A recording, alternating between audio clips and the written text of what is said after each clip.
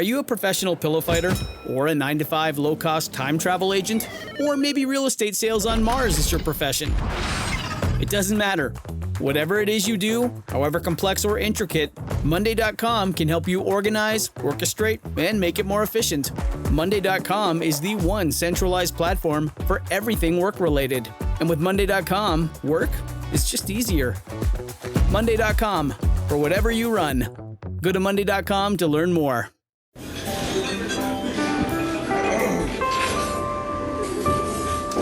Well, I don't see the point in waiting any longer. So let's bring her out. The star attraction, the one you came to see. Ladies and gentlemen, the one, the only, Miss Judy Gold. So you're doing stand-up, and some of the things in your book that I loved that, first of all, Jerry getting up every day and writing for 3 hours. Yeah. Like, I used to try to sit and write, and I have a notebook. I bring it everywhere I go. I have a thought, and I get on stage that night, and I go, okay, let's work this shit out. You know, like that is a whole other, and you realize it's just the way our minds work differently. You know what I mean? But he really is so prolific. You start going on the road, right? And you're traveling a little bit. Well, let me tell you, not really. I mean, I did some of the little gigs around, the one-nighters. Yeah, there was the Long Island, there was New Jersey, there was like Westchester, Pennsylvania. Yeah. There was like all these things around. There was something called King of Prussia. I don't know if you ever did that gig. I did that one. Oh my God, I feel like all this shit is coming. Did you do what was it at Amber something cafe in Pennsylvania? All right, go ahead. And remember East Side Comedy Club in Long Island? Go, yeah, but I think it's still around here. But I, for the most part, was an in-town comedian. That's been sort of my whole life. Is like I like being in town because I also have this other track going where I want to get acting work and things like that. And so I started playing colleges. That was how I played hundreds of colleges through NACA. So, okay. Now, before we get to that, there's something else we have in common. Okay. Okay. You had a bunch of jobs. I want you to know that I also worked at an elevator company. I worked at the elevator repair company. What? Where people would call, I was like pick up the phone. My elevator's broken. And you worked at Otis Elevator. I didn't work at Otis Elevator, but I worked at the number one. Yeah. That's the exact job I had. Yeah, I had that exact job. I was the service dispatcher for Midtown Manhattan for Otis Elevator. Mm-hmm. I just picked up the phone and said, broken elevator, and then someone else would dispatch. But yeah, isn't that fucking crazy? Where was this office? Oh, I don't know. Maybe in the 30s? I don't know. Mine was in the third. Mine was on 3rd Avenue. Yeah. Fucking crazy. With the same person. Okay. Incredible. You also learned from Jerry Seinfeld. If you don't know who that is, then go fuck yourself. That you should never compare yourself to other comedians. Yes. I love that because that is so true. And I tell comedians that all the time. You do. Because there's no one like you. There's no one else there. That's you. Right. You're you. You know, that's the thing about stand-up. And it's hard to do. I will say it's hard to do. It is. It's really hard because you're like, why did that person get that? And then you realize, oh, they're 20 years younger than me. They have big tits. They're 5'8" and blonde hair. Okay. So you start doing these colleges. Now, NACA, for everyone, is a National Association of College, blah, blah. Campus activities. Yeah. And you were doing a lot of colleges, which was good because you could make, I remember. Yeah. I would make like 800 or 1,000, but I did like lunchrooms. It was like ridiculous. You did nooners? Did you do nooners? Yeah, I did nooners. nooners. Yeah. And you know what I noticed doing colleges? That the better the school academically, the better the audience. Like God, I had that same exact thing. Right? Yes, I started. You should see me at Lafayette or Lehigh or any or Amherst. I'm killing it. Yeah. Right. And then you go and it's like, fuck you. you don't have an agent or manager and you start sending postcards.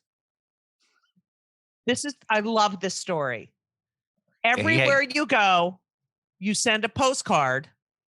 To get a commercial agent in LA. When I moved to LA. This is when I moved to LA. 1987, you're like, you know what? I'm done here. I'm going to move to LA. It's actually 86, yeah. I moved to LA in 86. So no, I'm just sorry. Okay, so. Yeah. No, I wanted to go to LA right away. Before you go to LA, can we just talk about Catch a Rising Star for 1 minute? Of course, of course. That was really my home club, Catch a Rising Star. And I can't pass First Avenue. I know you write in your book that you've known Lewis that whole time. Since I'm yes. Lewis was the bartender. Lewis, who is the head of the New York Comedy Festival and who is also, the talent coordinator at Caroline's on Broadway. He was the bartender and he used to be like, you got to get on, Gold. You get on. And I just sat there. We hung out. Like, people don't realize, there's no TikTok, there's no social media. There's you and your notebook and your fucking 12 to 15 minutes. And that's it.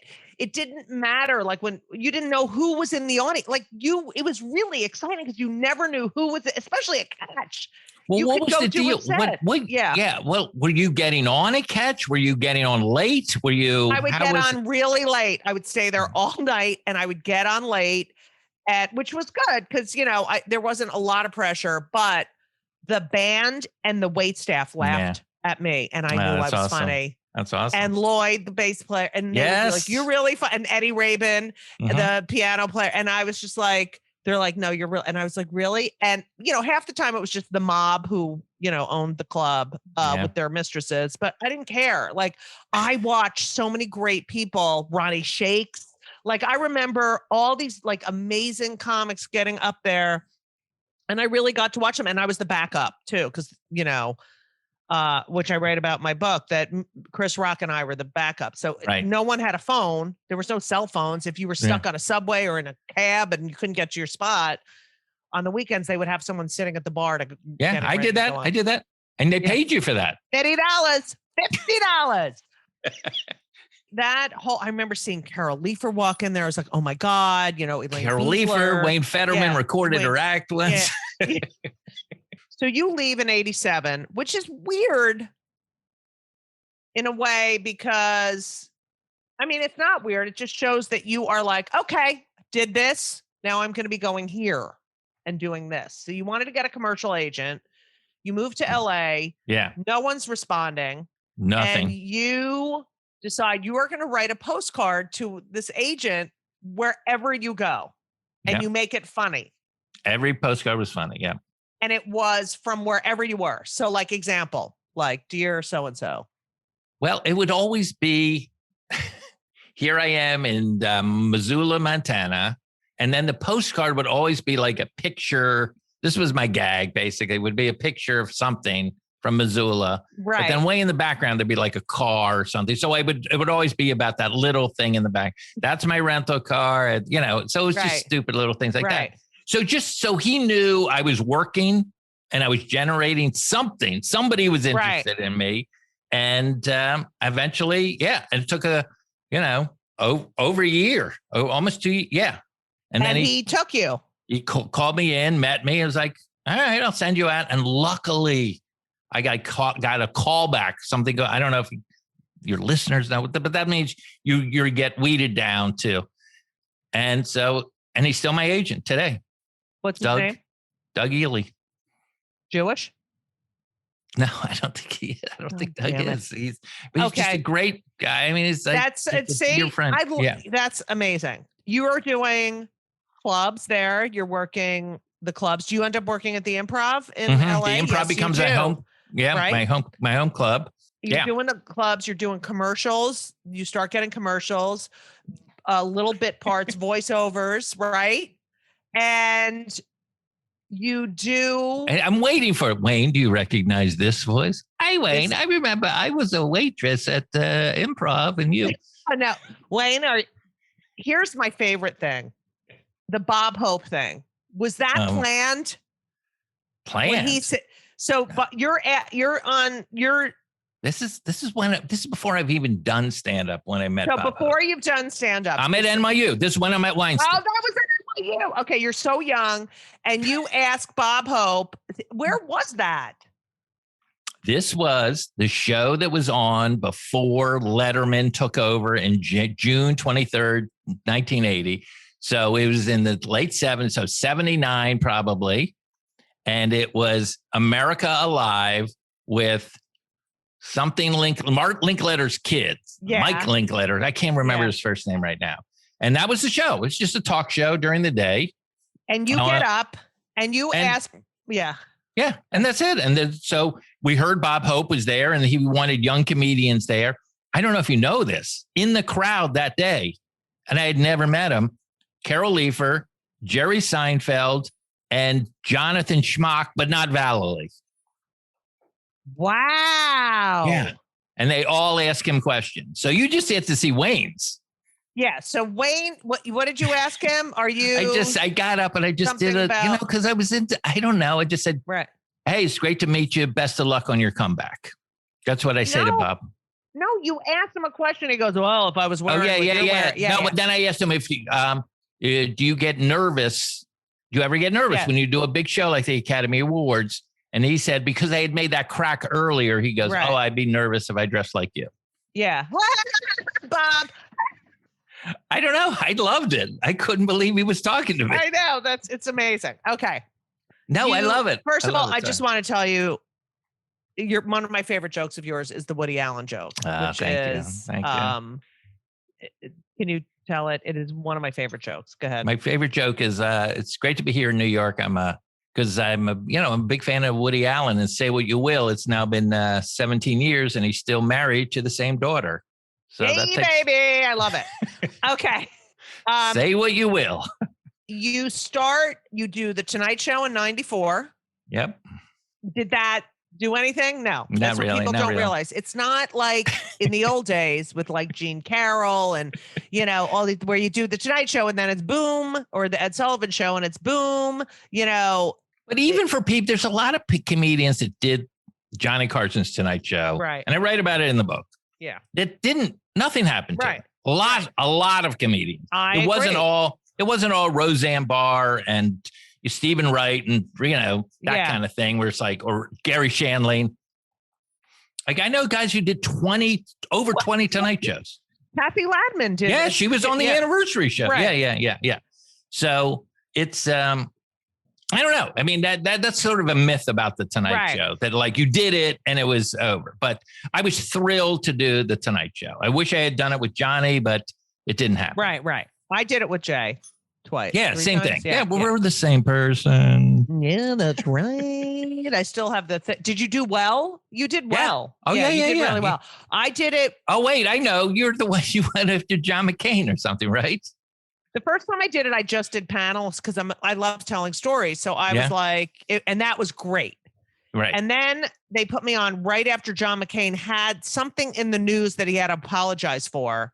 And then it was like, and here's your Jewish lesbo loud Jew, female Jew. Right. Talking about her Jewish mother, Jew.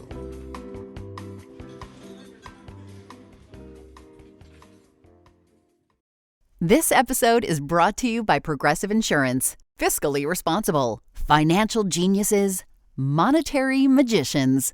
These are things people say about drivers who switch their car insurance to Progressive and save hundreds. Visit Progressive.com to see if you could save. Progressive Casualty Insurance Company and Affiliates. Potential savings will vary. Not available in all states or situations. How do you become friends with Gary Shandling? I auditioned for a show for the part of this again, we're exactly the same. There was an episode where Hank becomes Jewish. Do you know that episode? Yes. Okay.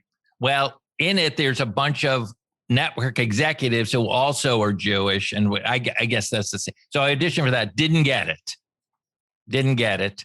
And then from that time, I think I auditioned for the part of the brother. Right.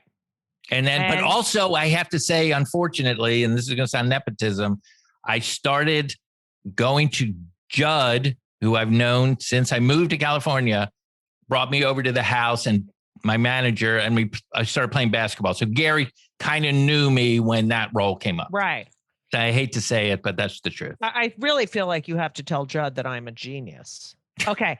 So also, I just want to let everyone know, we skipped over the fact that you drove a cab and took kids on high school ski trips as one of your jobs. Okay. I forgot. I know, I'm laughing. Over that. Yep. You took them on ski trips like you. This was one of my great jobs. It was one. Do you understand? I am like really, I know this is going to sound creepy, but I'm great with kids. Like, and I'm good with them. I think it's because I know. Okay. The door, they break in right now. Hold on. What are you? Well, you're probably great with kids because you didn't have the chance to really be a kid. And I don't know if that, but I'm empathetic. I'm empathetic. Right. I'm the same way. I'm the same way. I also feel like I get kids. I don't understand the people that like suddenly they're adults and they don't remember anything. Right. You know what happened? This is what happened. Yeah. This is how. So, I have two kids, Henry and Ben. Yes. Yeah. So last weekend, Henry and his girlfriend and his girlfriend's friends are all in Central Park. And Ben, my younger son, who's home from college. Wait, who plays basketball? Who plays basketball? Ben. Okay. So he's home from college and he's going. He's like, oh, I'm meeting Henry in the park. Can I have my baseball mitt, my baseball glove? And he has a basketball. He's going to play a pickup game there, blah, blah, blah, blah. And all I was like, I want to go. Like, that's all I could think about.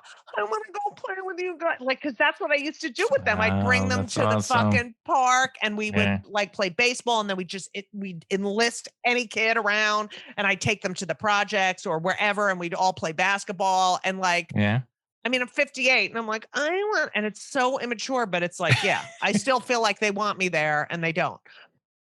When do you write? Because I have to say, you wrote a biography of Pete Maravich. Yes. And I am a basketball person, as you can imagine, because, my son plays college basketball. And I've seen the free throws. And I love, that's it. I know he's so upset. It's really bad. You don't understand, for someone who always wanted to play basketball at that level, like, to me, that's amazing. Of course. He's so good. And he does have a nice release. I saw that. It's amazing. He's amazing. But Pete Maravich was he was incredible. I mean, there was only 2 point. There were no 3-pointers when he played, and he made 55. I mean, he was incredible, and then he died really young at 40. Yep. That's so awful. But you wrote a book about him. Yep. I might get for my kids. Okay. Now we're talking. That's right, because I want you to get a residual. Okay. So you end up writing a lot too, which is great, which is something I was so obsessed with performing. I did write. I mean, I wrote for Rosie and I did some other, but I realize now that I'm writing on a show that I feel like I missed, like I could have written more. You know what I mean? Well, I have the opposite view. I wish I didn't have to write. Not didn't have to, but it was more like that opportunity opened up for me and I took it. Right. Like, it's so lucrative. I know. I like performing better. I mean, I love performing, but I realize I mean, that's all I care about. But I realize now because of the pandemic and I have this writing job, I'm like, oh my God, I really kind of I love being in the writer's room. No. It's, it's a tangent. It's a creative process. And I actually like collaborating with other people. I don't know how you are, but I like it. Yes. I love that. That's my favorite part. Yeah. Tell me it's bad. I can handle it. Let's make it good. Yeah. Yeah. You auditioned for the part of Wayne Federman. Yes, I did. Yes, I did. On the X-Files. Yes, yeah. Which is the fucking greatest story. Can you please do tell? Well, it's very briefly, I met through this again. I get on the Larry Sanders Show and I played Gary's brother. And then I'm in this basketball game once a week and who comes to the game is Duchovny. And he's like, Wayne Federman, I'm a huge fan of your stand-up. I'm like, no way. Yeah, that's what I know the story, but I'm acting like, yeah, of course. I'm like, of course, no way. Of course, no. I don't think anyone knows my stand-up. Right. Because I love your stand-up. So we play. And then he comes up to me and goes, I have this idea for this script I'm writing. I think you might be good in it. Can I send you some page? I'm like, yeah. No, I'm busy. Yeah. You can send me some page. It's so ridiculous the way these people, anyway. So he wrote this part and it was for a producer named, and he goes, I just like the rhythm of your voice. Judy, you have the same thing where it's just like you know. So he wrote this thing and he goes, I'm going to change the name, but right now it's just going to say Wayne Federman. And you go, do you like that? I was like, yeah, this is great. I go, this is about a movie within a TV show. So if you want, you can keep it Wayne Federman. I think it would be kind of like an interesting joke. Nobody knows who I am. He's like, all right. And then right. Next thing I know, I get a phone call from my agent. You're going to audition for the X-Files. They send me the page. It says it's what I've already read, Wayne Federman. And then I have to go Cooper, something like that. The guy who runs the X-Files. I go and I'm there and Fred Stoller's there. Like there's other people that are kind of like in my. Right. Holy shit. If I can't book the part of Wayne Federman, I'm done. I'm done. This will be the end of show business for me. I'll just do something else. I had a nice run. I'm not bitter. And I just went in there and read Wayne Federman, read the part. And luckily, Chris. You got the part. You booked the part of Wayne Federman. But it's not Wayne Federman, me. It's a producer named Wayne Federman. Wayne Federman. Yeah. I actually was working on the Rosie show. And my agent and my manager in LA, who was so mad that I was moved back to New York to have kids and I was working on the Rosie show. Right. Said, oh my God, there's a part and it's on Everybody Loves Raymond. And I'm sending it over and you have to come in and the part is Judy. She's Brad's, Brad Garrett's partner in the, she hates him. She's really sarcastic. It's Judy. Okay. And my age, everything. I was like, oh my God, this is like words coming out. Like I read it. It's like, this is exactly what I would say. He's like, you have to come here and audition. I was like, oh my God. So I literally, he said, I book a flight where I leave at 7 a.m. I get to LA at 10 a.m. I go on the audition and then I take the red eye home, right? Back to New York so I could be at work. Right before I'm leaving, he says, FYI, just want you to know that there's going to be some other people at the audition. And one of them is Queen Latifah. And I'm like, really? So we're going to fly out there. You think you're not going to give it to me? That's hilarious. You're not going to give. All right. So anyway, I get there to the audition. Right. I'm the only white person in the waiting area. I go in, I do it. It's Lou Schneider. They're all. Yeah. Those guys. Yeah. It's like Rovan, maybe. Yeah. Right. And I do it. I fly back and Sherry Shepherd gets the part. Good night, folks. Take care. Yeah. You also, I love that. Ronald Reagan, by the way, because I read this in your book, was the one who started residuals. Yeah. For performers. Meanwhile, he ended up being a big, huge a-hole. Now, you don't curse. I don't. What is that? I mean, I could die. I would die without saying fuck. I mean, I wouldn't die, but I just. Yeah. I'm New Jersey. It's very New Jersey. Yeah, no, I get it. I don't mind. I mean, some of my obviously some of the greatest comedians of all time curse tremendously. So there's nothing to do with that. It's just I don't really like to curse in life. So I don't. Yes, that's what I'm fascinated by with you. Yeah. Is it did John Abusive Federman curse? I mean, maybe a little, but it wasn't. It's no one cursed in your family. Yeah, I wasn't. I think it's because I've looked into this. It's like who curses, who doesn't curse, and this is what it is. Apparently, it's lower class curse, upper class curse, And then middle class, which is where I am in, aspirational, tend not to. Did you know that? No. Yeah, obviously there's exceptions to, but as a rule, that's kind of where it and that sort of makes sense, right? Right. Oh, So God, where am I? I don't know. I know. I feel like we're both kind of in the same middle class kind of thing, right? I feel like my mother, since I'm a kid, I've been cursing, and my mother's like, "You talk like a truck driver, Judith." But they had their favorite things. Like my father would say, "Bitch on wheels," up Schitt's Creek without a paddle. Both of their favorites was "Goddamn son of a bitch." Yeah. But never fuck. Never really bad, never the C word. I don't know why I'm saying cunt. But well, I have to say you do have a certain flair for your swear. It's like I will admit it. I will admit it. Thank you, Wayne. But only in the house. I remember the first time I heard one of my mother's friends curse. They said shit, and I was like, "Wow, other people curse." I had no idea. But I don't know what it is. And also, I have a thing about this is going to sound really bad. And it's not judgmental in any way. I really don't like bitch. And I don't use that word ever. I think I don't like that word either. You don't? No. Right. Like this, I feel like it gives me a ping. Yeah. Cunt is way better than bitch. Yes, of course. And so there's no words like that for men. That's what also pisses me off. Of course. There's toxic masculinity, and that's it.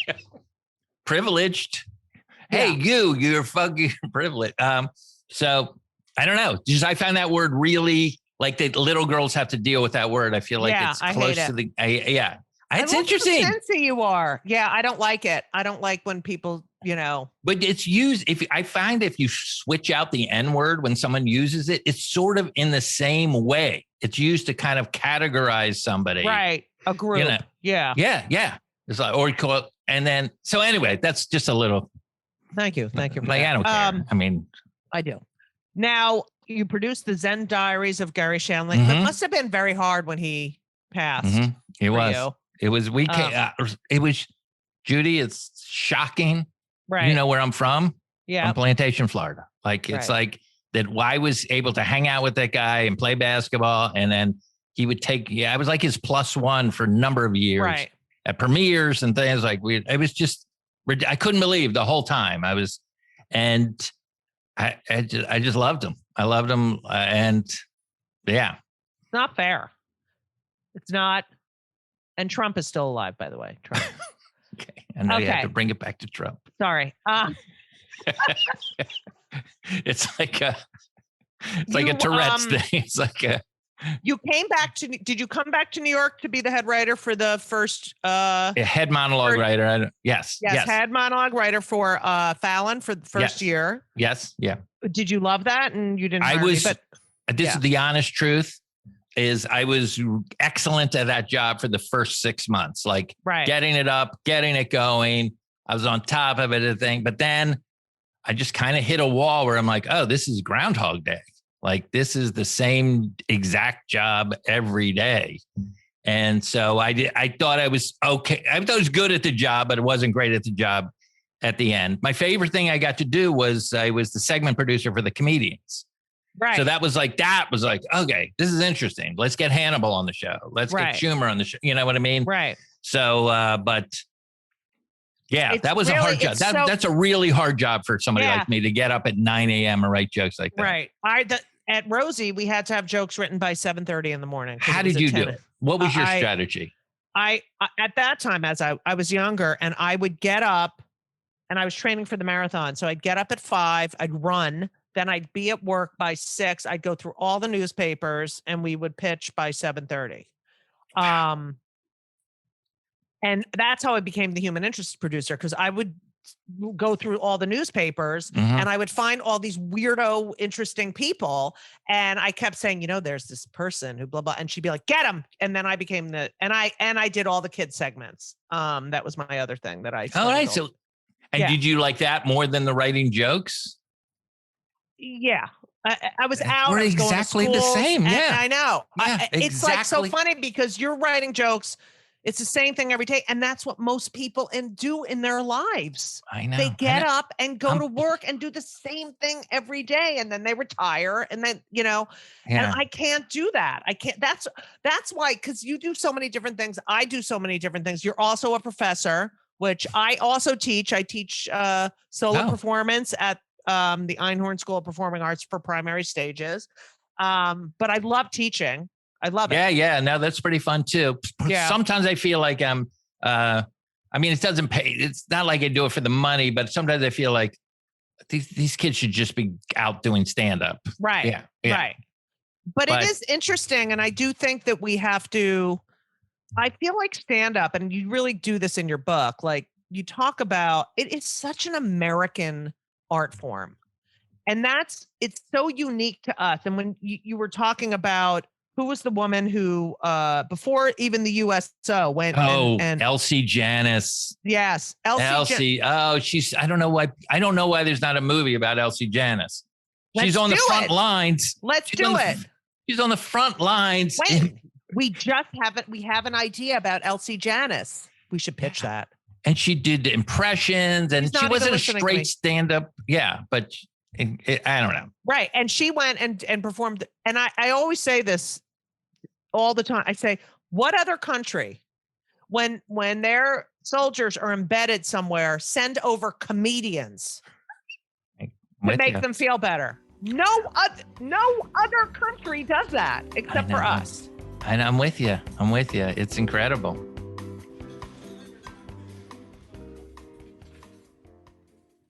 This week's episode of It's Judy Show with Judy Gold is sponsored by BetterHelp. And if you know me, which I think you do because you're listening to my podcast right now, you know that I am a big advocate for therapy. I think it benefits everyone. I think there's so many people who need it, who don't partake. It is so important for your emotional health and well-being. Therapy is fantastic. It is in every stretch of the imagination. And if you're thinking of starting therapy, please do it. But please give BetterHelp a try. It is entirely online. It's designed to be convenient. It's flexible. It suits your schedule. You fill out a brief questionnaire to get matched with a licensed therapist, and you can switch therapists anytime for no additional charge. I have switched therapists in my life. I've had many, many therapists, and sometimes it's not a great fit for you, but don't give up.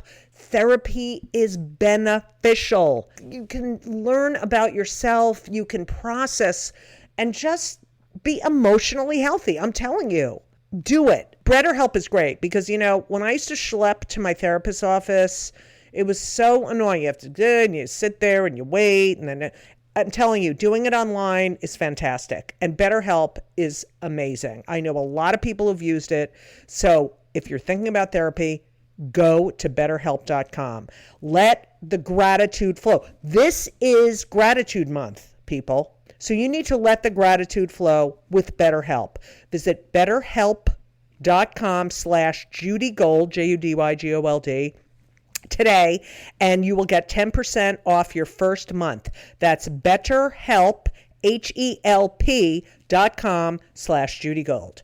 You're welcome. The proliferation of social media, which I just want to know, I have a huge resentment for it. And yet this is why. Did it seem like I did in my book? Did you read my part? No, I don't. I had a resentment because I felt like, oh my God, I did everything right. And now all the rules changed. And I do think there's good things. You can get more, you definitely get more fans and stuff, but I'm very old fashioned. As you know, I have an answering machine and plates for us. I just feel like sometimes I'm just sitting here doing something. I'm like, oh my God, I better post something. Like, I don't like it. Yeah. But this story keeps getting repeated over and over and over. I'll give you a quick example. In the late 50s, they start with the record albums. Bob Newhart, Shelley Berman. Right. These aren't big nightclub acts. Right. They become millionaires. They're like, what? Okay. So Joey Bishop and Alan King who are the version of you right now is like, what is this? I know how to make people laugh at a nightclub at the Shapery. Right. These guys could never play a big club like that. I did everything right. And now suddenly everyone's flocking to these young comedians who are putting their stuff out on record. And Alan King, it's a great quote. It's not in the book, but it's kind of, he's like, why should I sell my act for $1.98 when I can make 18 grand a week in Vegas? Right. And it's a good point. Well, it does eat up your material, but so a new kind of comedian is created where you're like, oh, I have to. I know. And you really do that in the book and show but this is what the resentment comes is that someone will do one funny video and get 1 million followers, and a club owner will book that person who doesn't know how to do stand-up because they're going to sell out. And those audience members are going to be like, oh, I don't really like stand-up. And maybe not come. I don't know. That's my. But can I push back on that just a little bit? Yes. Just a little bit.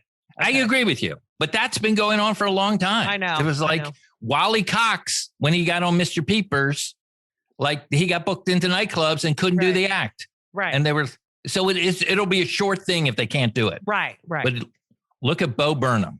Do you know that guy? Bo Burnham. He got famous at age 16 doing a funny song as a high school junior in his Hamilton, Massachusetts bedroom.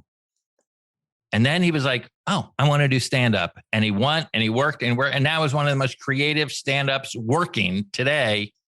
And I'm going to look him up. I think you would love him. Oh, I am going to look him up. But then you have like these Stormy Daniels people. Yes, I know. And it's like, no. Okay. No, I mean, I understand. I understand that. Yes, I just feel like it's like you're railing against something that's what it is. I'm not railing. I'm saying I'm annoyed by it. Okay. That I have to do it. All right. Thank you. No, I don't like even posting stuff. I feel weird. Right. I hate it. Okay. This has really been interesting to me. Like, really? Well, it's just because I know we have to wrap up, but I remember we really kind of bonded a little when we went to Kornfeld's wedding. Do you remember that at all? I played piano at his wedding. Yes. Yeah. I was like, oh, okay, I get it. I get her now. Cause I feel like you were a little like you're younger than me. So it was like it was like I was already I was going to LA. Big, right. But I'm very I never got big. No. My stature of physical. I'm big and I'm loud and people look at me like, ugh. It's just so funny. Still? Do you feel like that's still? Please. Do you know how many times young comics will be like, I was so afraid of you. I'm like, oh my God, why? Okay. So I always ask, first of all, before we hang up, because I love you, I always ask 2 questions, but I just want you to tell the Zappetite commercial story. Well, again, this is because it's just so me. Okay, this is what happened. There's a new product, and they scour LA for the young comedians. And the 4 young comedians they find are Pam Madison, myself, Adam Sandler, and Tim Allen. Those are the 4. So I feel like, okay, I'm in it. Right. Zappetites is frozen, microwavable food. So you have to say it, then take a bite, go, this is delicious or something. And then you're not supposed to swallow because they do numerous takes. There's something called a spit bucket to your left, and you have to spit out the Zappetite food. And first of all, I'm not good at spitting. Like, just some people know how to spit.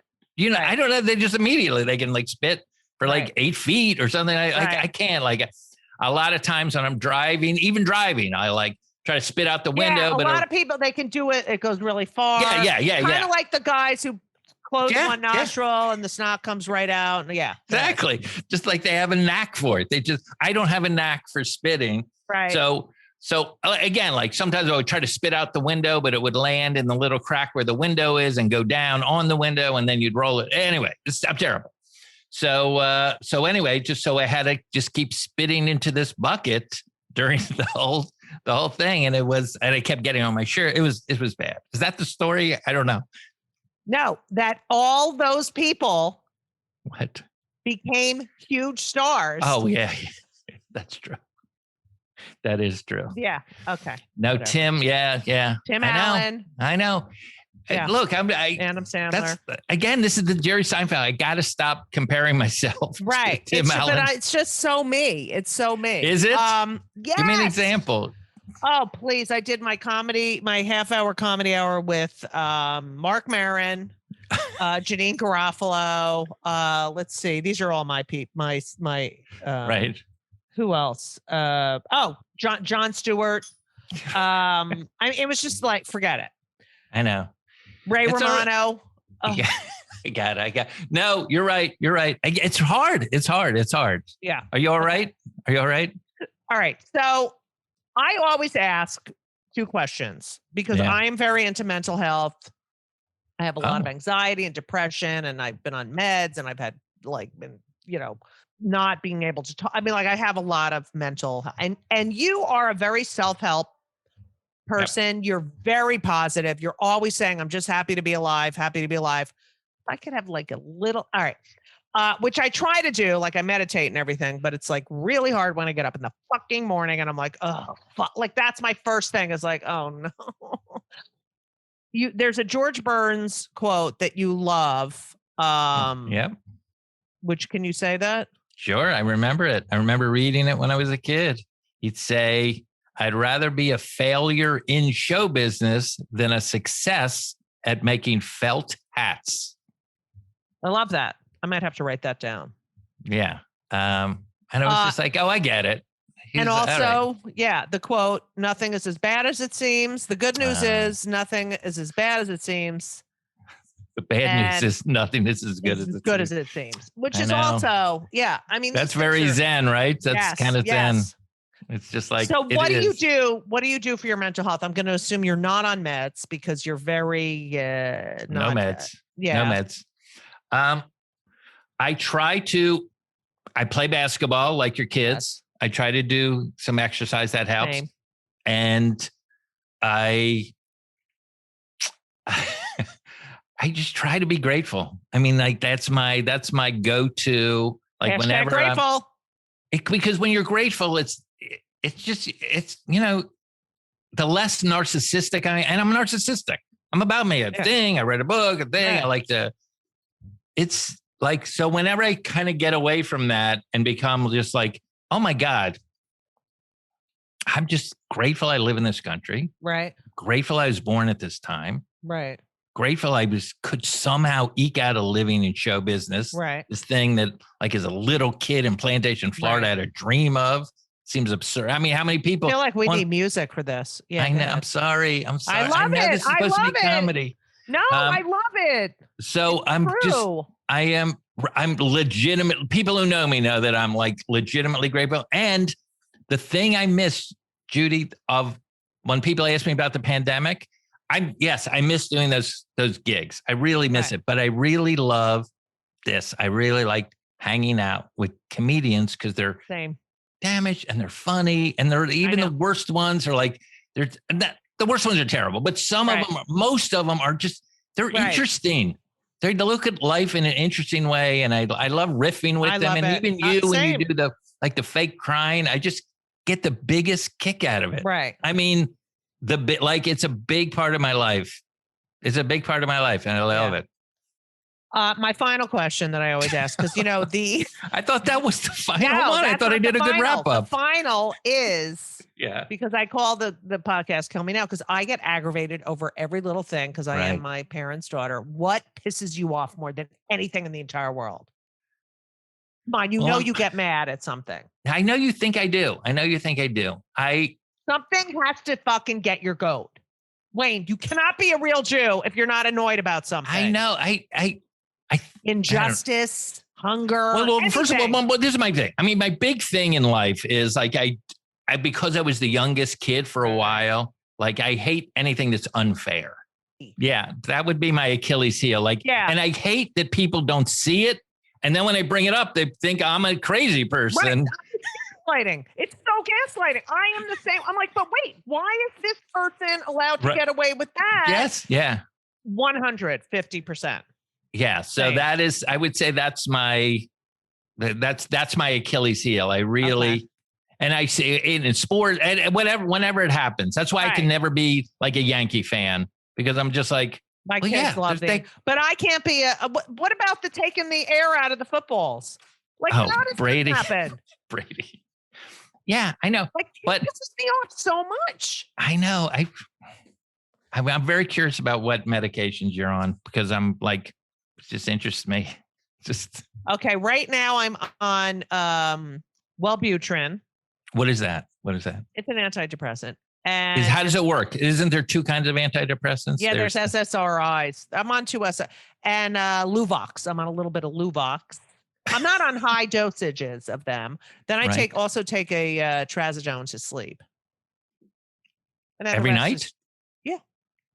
Wow. Because I can't stay asleep. That's the problem. Oh, I gotcha. My joke is that I've been microdosing Claritin. Hey now. That's the kind of material I wrote over. That's funny. Not really. Wayne, I can't thank you enough. You're such a delight. I'm so happy that you're positive and successful. And I really now want to pitch that movie about the Elsie Janis. Yes. But you're going to go to Judd and be like, Elsie Janis, and then you're going to do a movie about Elsie Janis, and I'm not going to be included. Is that what just spun in your head? Yes. Oh, now I understand the Luxburg or whatever the name of your medication is. What was it called? Super Lux? Luvox. Luvox. That all just happened in your head. Yep, that all just happened. Oh, he's going to go to Judd. They're going to do it, and I'm going to. The thing, right? Yeah. Good thing. Hey. So on Hulu this fall. Yeah, Hulu. The movie Judy is not a part of. Well, good luck with your book, The History of Stand-Up. It's fucking great. Good. You're doing Fallon in a couple of weeks, right? A few weeks to push the book. And you're a delight. And I hope that when I come to LA, we can hang out. I would love it. I get the biggest. I went to your Nowhere Comedy Club show. No, you didn't. I did. You. Yes, oh, I paid. So loving, supportive. I love you, Wayne. Yeah. Oh, of course. Thank you. You're welcome. Thank you so much for listening to part 2 of Kill Me Now with the one and only Wayne Federman. Kill Me Now is produced by Laura Vogel, edited by Colin Schmaling, and the podcast and my life would not be possible without the help of Brittany Jo Sowards. Please subscribe. Please leave a review. 5 stars. Please buy my book. Yes, I can say that when they come for the comedians. We're all in trouble. You can go to my website, judygold.com. There's links to buy it wherever. If you do buy it on Amazon, please review it and give me 5 stars. All these other books have like way more reviews than I do, and it's really annoying. Okay? And it's a great book. Get the audiobook. People love the audiobook. Whatever. You must watch on Hulu Hysterical. It is a documentary about women comics. You have to watch it. It's really good. It's fucking great. My good friends are in it. It's just fucking great. You'll recognize, Jessica Curson and Rachel Feinstein and Carmen Lynch. Who else? Marina Franklin. All have been on the show. And Kelly Bachman, Bonnie McFarlane. They've all been on the show. And it's a great look at what it's like to be a woman in the stand-up business, which I've been for quite some time because I'm old. Anyway, there you go. I would just want to say thank you for listening. I really love you guys. Please wear a mask. I can't fucking believe this shit isn't over yet. Follow me on Twitter and Instagram for all of my thoughts, feelings, and my anger. And all the dates I'm performing. I am out there performing. So you can check me out at Judy Gold, JEWDYGOLD, like Jew, Gold, because I'm a Jew. And listen, I hope to see you soon in person. And as we always say, so long. And everything was wonderful. I'll see you soon. Thank you for the visit. So long.